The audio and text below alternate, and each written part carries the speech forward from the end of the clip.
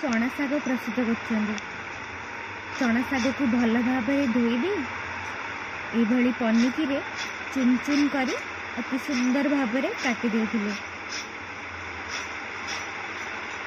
शाग को चुन चुन कर काटिले शागटी भल भाव सिझी जाए था।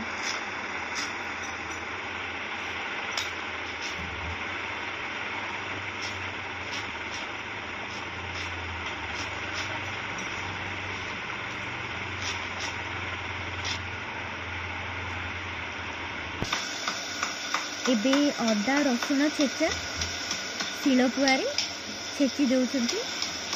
अदा रसुण छेचा एमती शिलपुआरे छेची शागरे पकेले शाग अति टेस्टी होई थाए।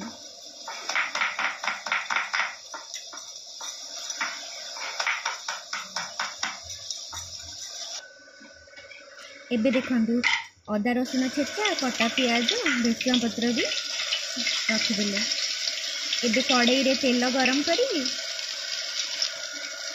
सोरिष जीरा फुटण फुटेले।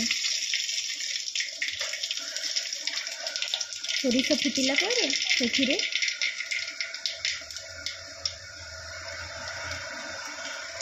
कटा पियाज देदेबा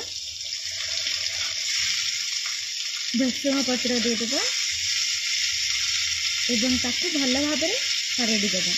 एबे रसुण अदा छेचा पकईदेले सुखिला लंका गोटे पकईदेले तापर भल भाव खरड़ी देले।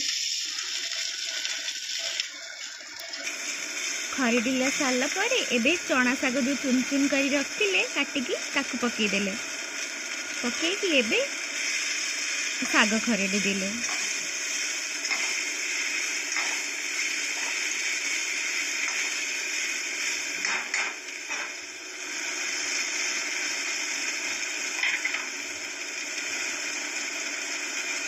एबे स्वाद अनुसार लुण पकईदेले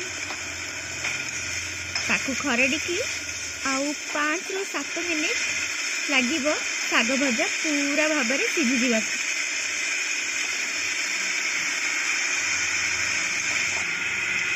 एबे शाग भजा सिझी गला। एबे गोटे प्लेट रे आमे परसी देबा।